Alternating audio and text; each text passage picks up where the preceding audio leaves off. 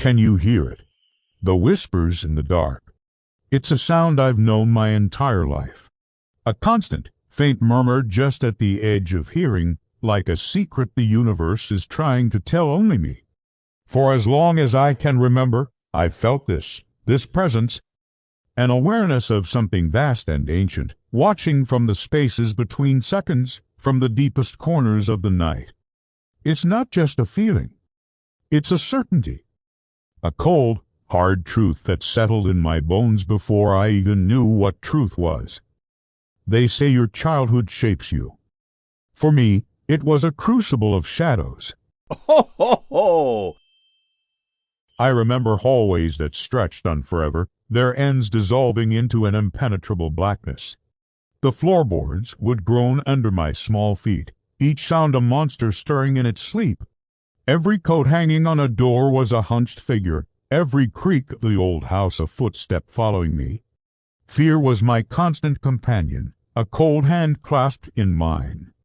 I would run, my heart a frantic drum against my ribs, convinced that if I stopped, the darkness would swallow me whole. Ho, ho, ho!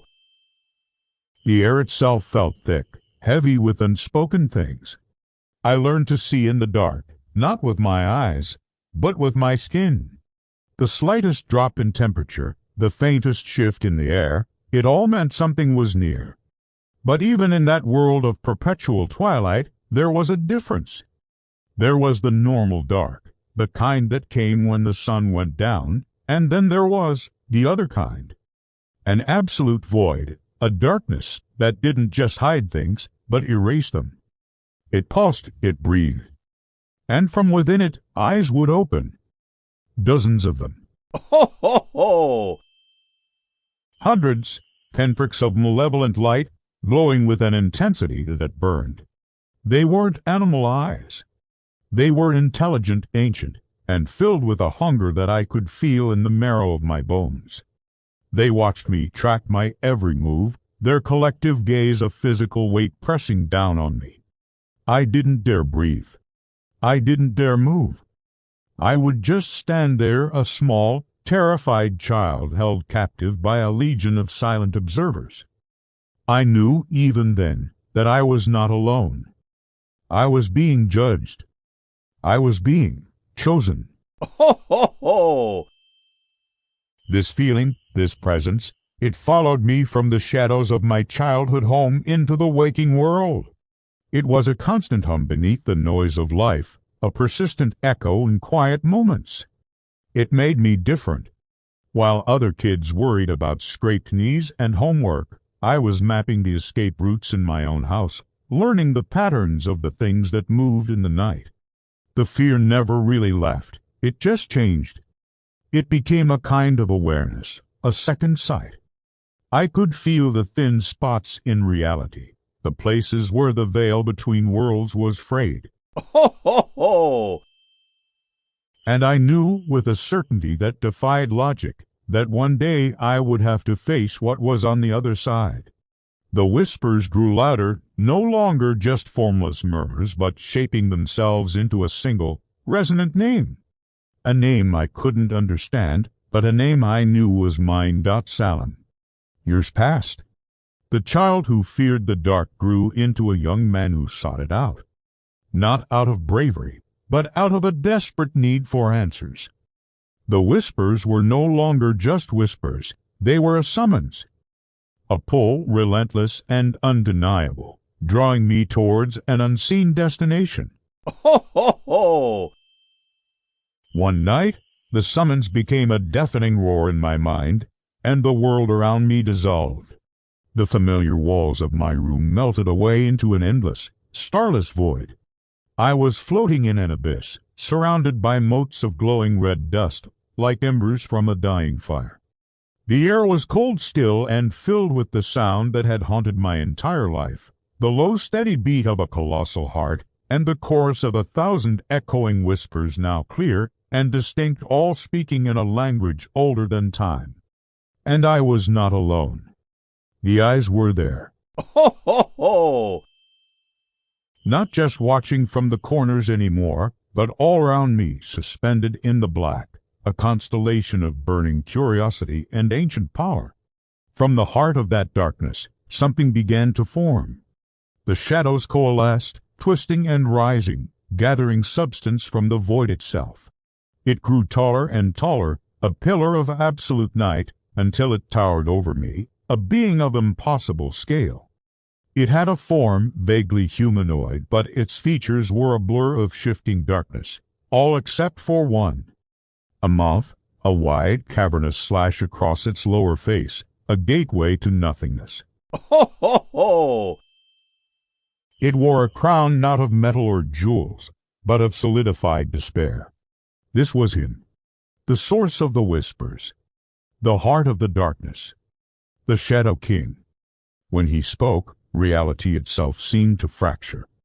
The world glitched, stuttering and out of focus with each syllable that boomed from that terrible mouth. His voice was not a sound one hears with their ears, but a vibration that shook the very foundation of my soul. He spoke of eons spent in solitude, of a kingdom built from fear and forgotten dreams. He spoke of a pact, an ancient promise that needed to be fulfilled. Ho, ho, ho! He showed me visions, not of the future, but of my own past. I saw myself, a small boy, huddled in those dark corridors, my face pale with terror.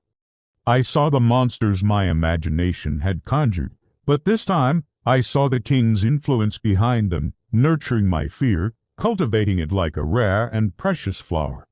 He had been with me since the beginning. He hadn't been haunting me, he had been raising me. Then, before me, two doors materialized out of the void. Ho, ho, ho!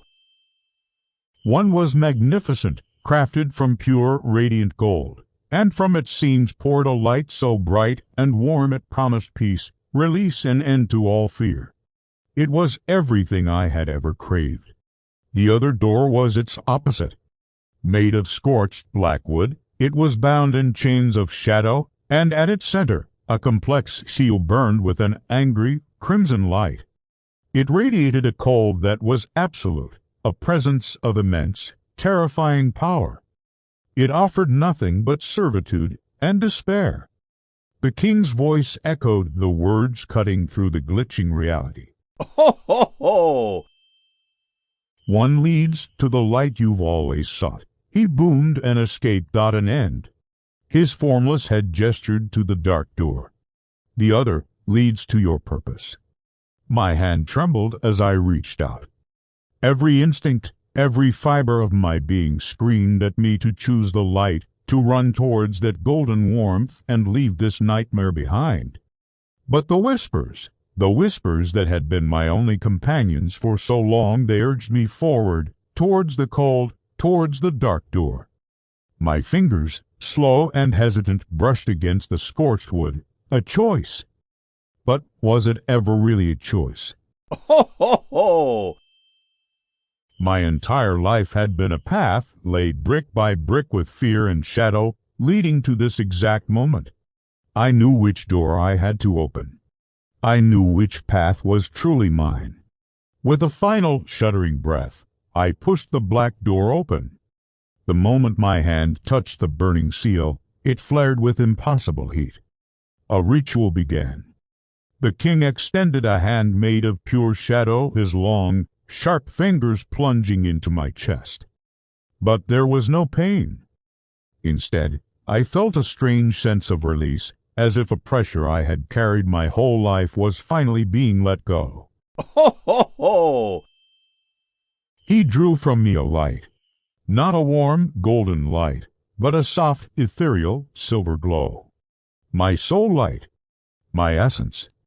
It flowed from me like a river, drawn into his shadowy form. And as he consumed it, the seal on the door detached itself and seared into my flesh, burning its intricate, arcane pattern directly over my heart. The pain was excruciating, but brief, a brand, a mark of ownership. The pact was sealed.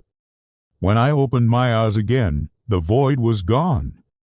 I stood on a vast, desolate plain under a perpetually twilight sky. Ho, ho, ho! The ground was gray dust, and a thick, chilling fog clung to everything. In the distance, silhouetted against the dim horizon, was a city of impossible, twisted architecture, and at its heart a citadel where 7 colossal thrones sat empty, waiting for their rulers. I was in the shadow world. His kingdom. My kingdom. I was no longer just Salem. I was a part of this place now, bound to it by the seal on my chest and the absence of the light in my soul. I was the first of his new court. Ho, ho, ho! As I stood there, taking in the sheer, terrifying scale of it all, the ground beneath my feet began to tremble.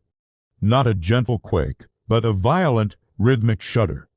Distant thunder cracked across the gray sky, and a new presence made itself known. A power, equal and opposite to the king I now served. A feeling of rage and ancient rivalry filled the air. The thrones were empty now, but not for long. The game was beginning. The first king had claimed his peace, and now the second was beginning to stir. The world went black, and in the sudden, absolute silence, a new voice, deeper, Ho, ho, ho! and more resonant than the first, rumbled through the darkness, a promise and a threat in one. The second king's world has begun. Ho, ho, ho!